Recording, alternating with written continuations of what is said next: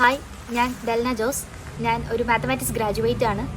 ഇക്കഴിഞ്ഞ IBPS റിക്രൂട്ട്മെൻറ്റിൽ IBPS PO ആയിട്ട് Canara ബാങ്കിലും IBPS ക്ലർക്കായിട്ട് bank of ഇന്ത്യയിലും സെലക്ഷൻ കിട്ടിയിട്ടുണ്ട്. 2023 ഗ്രാജുവേഷൻ കഴിഞ്ഞപ്പോൾ PGക്ക് പോകണോ അതോ ഇതുപോലെ കോമ്പറ്റേറ്റീവ് എക്സാംസിന് പ്രിപ്പയർ ചെയ്യണോ എന്നുള്ള കൺഫ്യൂഷൻ ഉണ്ടായിരുന്നു. അപ്പോൾ ജോലിയായിരുന്നു പ്രയോറിറ്റി ആയിട്ട് വന്നത്. അപ്പോൾ ഇങ്ങനത്തെ എക്സാംസിന് പ്രിപ്പയർ ചെയ്യാൻ തീരുമാനിച്ചു. പല എക്സാംസുകൾ അന്വേഷിച്ചപ്പോൾ ബാങ്കിങ് റിക്രൂട്ട്മെൻറ്റ്സ് ആണ് കുറച്ചും കൂടെ ഫാസ്റ്ററായിട്ട് നടക്കുന്നതും. അങ്ങനെയാണ് ബാങ്കിങ് എന്നൊരു കരിയർ തിരഞ്ഞെടുക്കാൻ തീരുമാനിക്കണേ. എൻ്റെ ടീച്ചറാണ് എനിക്ക് ICD റെക്കമെൻഡ് ചെയ്യുന്നത്. വന്ന സമയത്ത് നല്ല ബുദ്ധിമുട്ടായിരുന്നു. ആ ട്രാക്കിലേക്ക് വരാനായിട്ട് നല്ല പാടുണ്ടായിരുന്നു. അത് നല്ല സമയമെടുത്തു.